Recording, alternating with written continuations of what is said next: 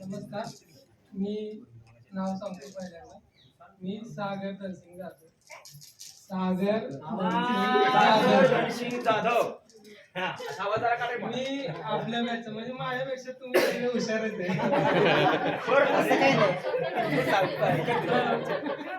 मी नववी फेल. पहिलीपासून नववीत असल्यामुळे लक्षात राहिलं. तो लक्षात पण नसतो राहिलं.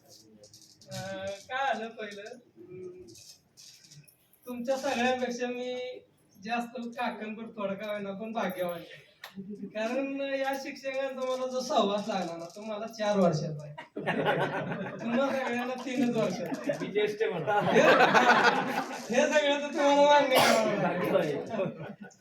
माझं प्रेम जरा सरांच्या विषयी जास्त तुमच्या सगळ्यांपेक्षा. मला अगोदर काजी मॅडम ना अगोदर सामायिक परीक्षेच्या अगोदर सांगितलं, सागर लय मस्ती करतोस, मला त्रास देतोय, तू 10वीत गेलो मी असंच करतो, मी तुला नापास करणार. अगोदरच सांगितलं.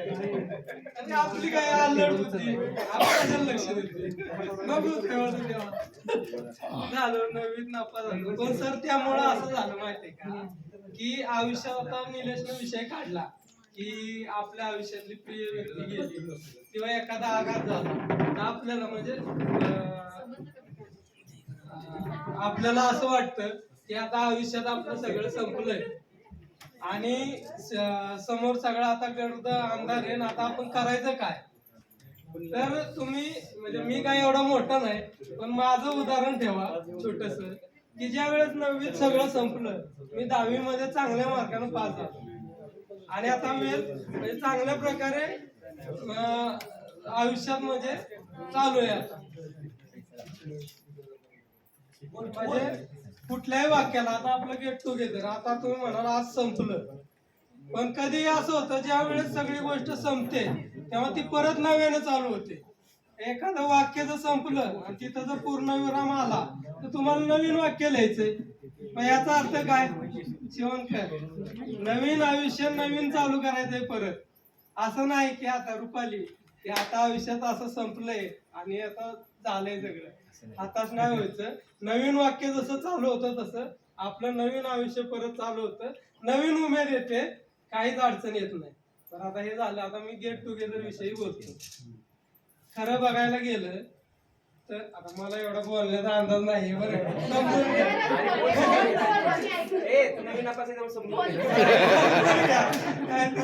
एखाद्याच्या भावना दुखावल्या तरी पण आपलं 12वी पास 9वी पास सांगा जातो. तर आम्ही ज्यावेळेस लॉकडाऊन झालं ना त्यावेळेस गेट टुगेदरचा प्लॅन केला. चंदू असेल, विक्रम असेल, विनोद असेल, निलेश असेल, पप्पू असेल, सोमनाथ तू होता काय, होता सोमनाथ. आम्ही प्लॅनिंग केला म्हणजे एक सर अदृश्य ऊर्जा कशी असते आम्ही आहे ना तर किती साली लॉकडाऊन होतं, 19, 20, 21 आणि 22 हे 23वा साल चालतंय. मी काय नवी ठेवलं मला अजून एखादं वर्ष कळायला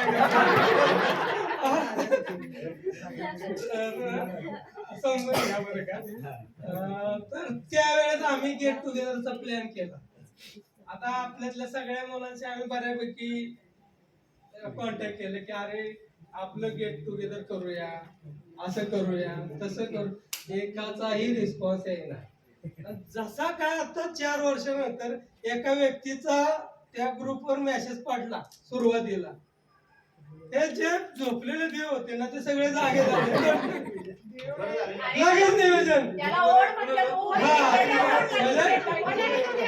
म्हणजे मी सांगतो रीनाचा मेसेज पडला. नाही अरे आपलं गेट टुगेदर कधी, सगळे झोपलेले जागे झाले. म्हणजे अदृश्य शक्ती ती तुझ्यात आणि ते गेट टुगेदर सगळं म्हणजे खऱ्या गोष्टीवर बोलतोय. म्हणजे हे सगळं असं घडलं. आता मी माझं 10वी पर्यंत अर्ध मनोगत व्यक्त केलं. मला 4 वर्ष लागली, त्यात पण मला असं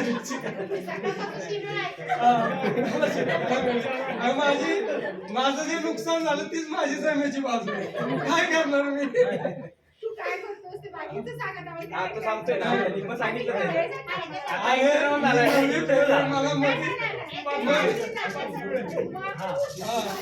नाही, मी खुश आहे ना. आता यशस्वी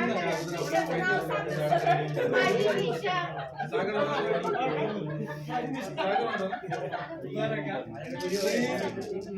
कॉलेज वगैरे सगळं व्यवस्थित केलं आणि परत लोक नोकरीचा जॉबचं निवडतात पण मी शेती निवडली आणि त्या शेतीमध्ये वेगवेगळे प्रयोग करत आलो. प्रयोग करता करता कंपनीला फोन केला, म्हणजे अष्टभैरव फार्मर प्रोड्युसर कंपनी या नावानं मी कंपनी केंद्र सरकार, हे इथलं फक्त रीनाला माहित असेल यातलं. म्हणजे त्यात काय अडचणी, काय काय पूर्तता करावी लागते, कुठल्या कुठल्या जात गाठी आहेत शासनाच्या, हे सगळं तुला कळलं. तुम्ही नाही जाणार का? तर ती कंपनी उभी केली. त्या कंपनी उभी करताना अशा मला पण अडचणी आल्या. असं झालं, आता मी तू कशी डायरेक्टर, मी असे डायरेक्टर नेमले 5-7. असं झालं माझे 4 डायरेक्टरच पडून गेले. आता काय करणार? पण मला जी शिक्षा मिळालेली नव्हती की सगळं संपल्यानंतर चालू होतं, ते माझ्या कामी आला तो अनुभव आणि नव्यानं परत सगळं चालू झालं. आज जोपर्यंत म्हणजे एक मोठेपणा नाही सांगत, पण 15 टनाचं सोयाबीनचं बियाणं माझ्या कंपनीचं तयार झाले. कमीत कमी 15 लाखाची तरी त्याच्यात उलाढाल होईल म्हणजे ह्या वर्षी. आणि सगळं, आणि कसं होतं, सुरुवातीला काय माहिती वगैरे नव्हती.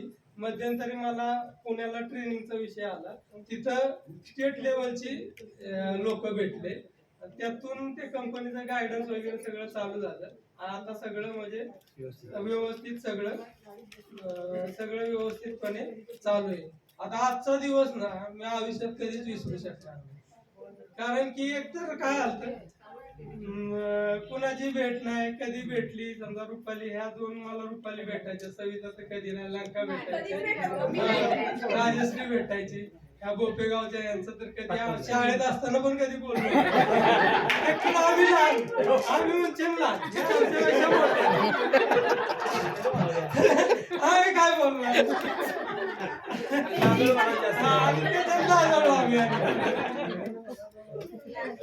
तो दिवस आणि ते दिवस खरंच म्हणजे.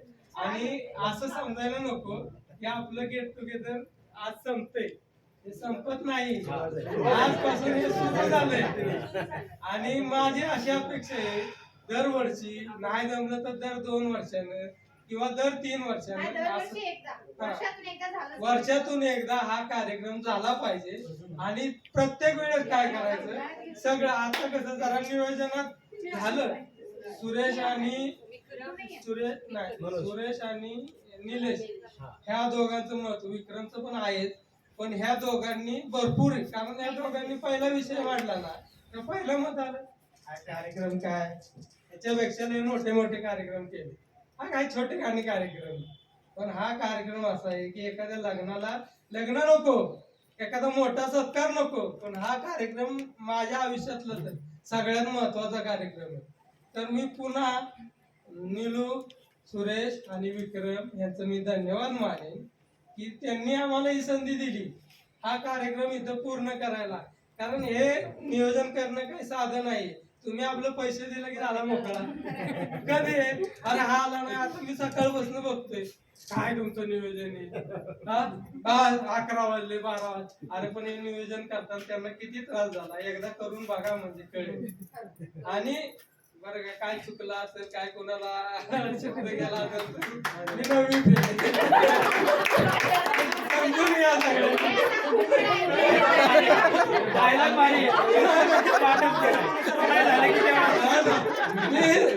थांबतो बरं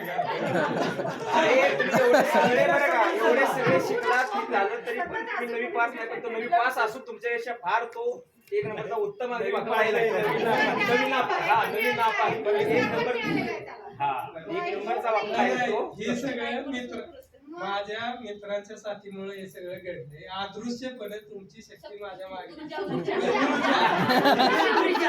तुमचे गाणी वगैरे स्टेटस बघत होतो, रुपालीचं ते देवाचं बघत होतो. हे सगळं आपण तरी काहीतरी केलं पाहिजे ना. मला ही ऊर्जा मिळाली. रीनाचं बघत होतो, रीनाचे म्हणजे मिस्टर फॉरेनरला याला जाऊन आले, म्हणजे ह्या सगळ्या गोष्टी बघत होतो की शेतीतून एवढं सगळं होऊ शकतं. नोकरीतून काय, नोकरीतून सगळं वेळ आता सचिन चांगल्या पदावर, विक्रम चांगल्या पदावर, सविता शिक्षक आहे. पण आयुष्यात पैसा हे सर्वस्व नाही.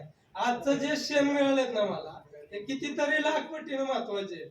आणि ह्या क्षणाचा आणि तुम्हा सर्वांचा मी आयुष्यभर ऋणी राहील. आणि समजा शेती ह्या विषयात म्हणजे कुठल्या असू दे, तुम्हाला कुठली अडचण आली का आली, मला जेवढं ज्ञान आहे त्या ज्ञानाचा पुरेपूर वापर करून मी मदत करण्याचा प्रयत्न करेल. धन्यवाद. थांबतो.